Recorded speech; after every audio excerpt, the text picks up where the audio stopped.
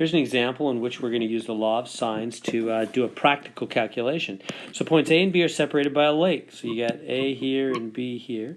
To find the distance between them, a surveyor locates a point C over here such that CAB is 52.5 degrees. CAB right here is 52.5 degrees. Find the distance across the lake from A to B.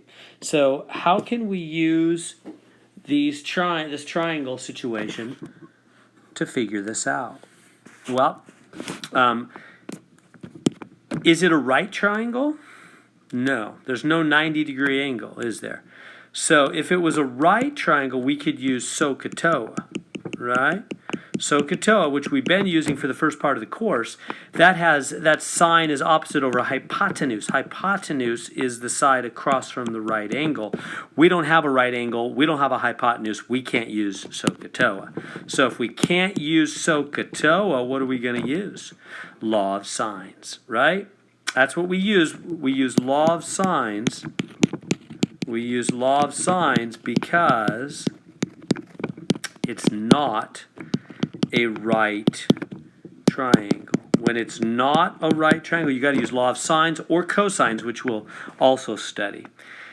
So law of sines must be used in this case. And how do I know, by the way, I want to use law of sines instead of law of cosines, for example? Well, we have a side and an angle across. Whenever you have a matching pair, an angle-side combo, an angle and the side directly across from it, you want to use law of sines. Let me write that for you. Law of sines, because not right triangle, and we have side and opposite angle, don't we? We have A with A here. So we have a side and an opposite angle. We have these two. So when you have a side and an opposite angle, that's when you want to use law of sines. We can't use SOHCAHTOA because it's not a right triangle, so we're going to have to use law of sines or cosines. How do we know we want sines? Sines is when you have angles and sides across from each other. So let's set it up. What's the law of sines say? It says, well, you could put the sign on the top or the side. I usually like to put the side. So little a over sine of A is little b over sine of b is little c over the sine of c. That's the law of sines, right? So that means I'm going to use these two because they're across from each other and set them up. So this will be little a because it's across from, remember we use the same letters across from the same side. So A is across from A, this will be little c, and this will be little b. See how C is across from C, A is across from A, and B is across from B. That's always how they assume the name.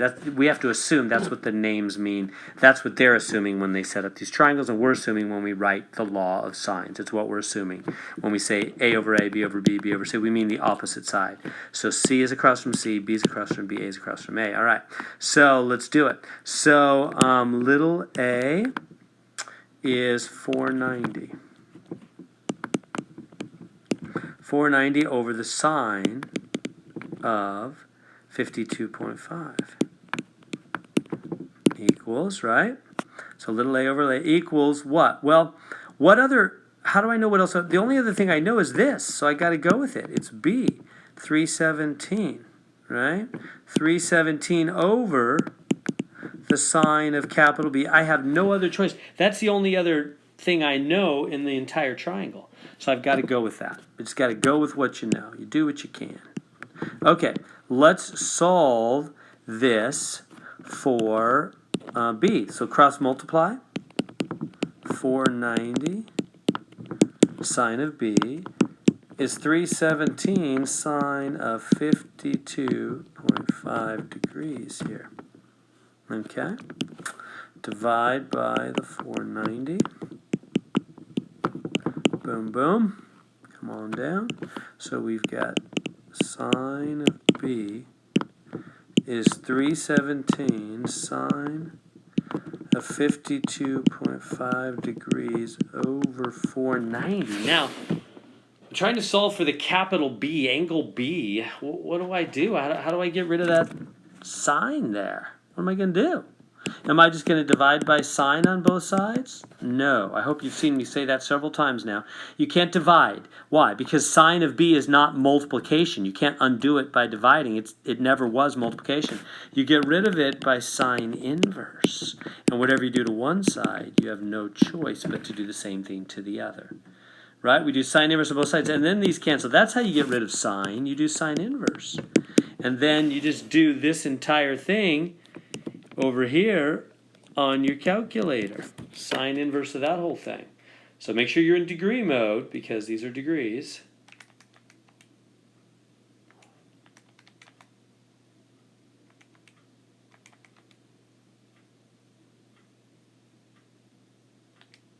I'm getting 30.8806 degrees.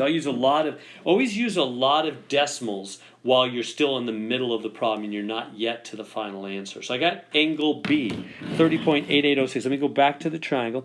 Got angle B here, 30.8806. That's kind of sloppy. 06 degrees. Now I got angle B, but that's not what I wanted. Was it? I want side C. This is what we want to find. Well, how am I going to do that? Well, we're almost there. We got to get angle C first off, and then we can do law of sines with C.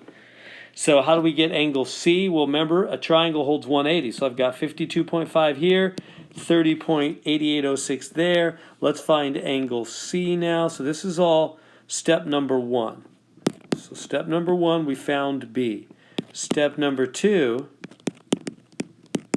angle C is 180 minus angle B, 30.8806 degrees, plus the other angle, whatever that was, 52.5 degrees.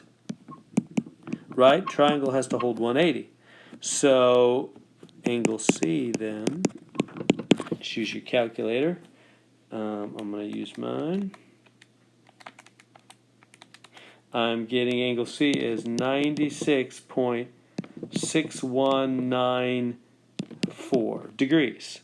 So we got angle C, 96.6194. 96.6194 degrees. We have all three angles. Now we can find side C, because I can go C with C and go back to A with A and do law of sines. You see the trick? We had to get angle C first, because then we could set it up in a law of sines ratio. C with C equals A with A, and I'll know everything except C, and I can find side C.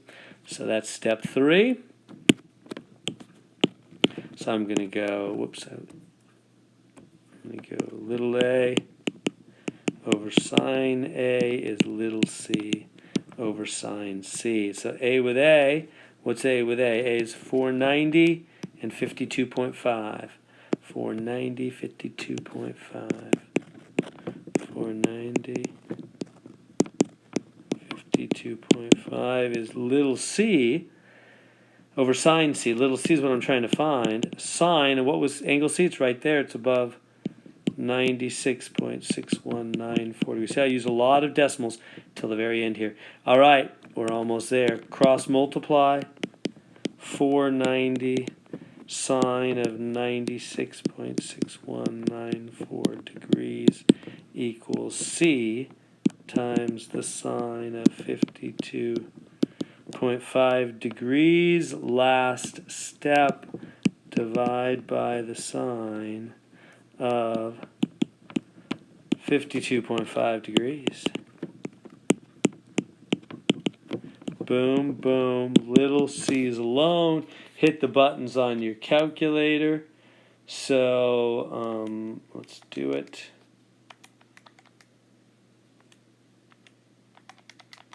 And I'm getting 613.5143. 613.5143. How much accuracy do they want? Just two decimal places. So I got 613.5143. 5-1. But we had to use more than 2 throughout the problem to make the final answer correct, rounded to 2 places. Make sense? Throughout the problem, you have to use way more than they want in the end. At least 2 more spots than they want in the end, so that the end will be accurate when rounded. So we did it. How did we do it? That was a hard one. Well, we had to use the law of sines a couple of times. So again, running over it again, they gave us A with A, and then they gave us B. So I found angle B using the law of sines. Then I had 2 angles, and I found angle C because the total of all 3 angles is 180. And then I did C with C, A with A, law of sines, and found C. So there's how you could use law of sines to find the distance across that lake without actually walking on the water across that lake.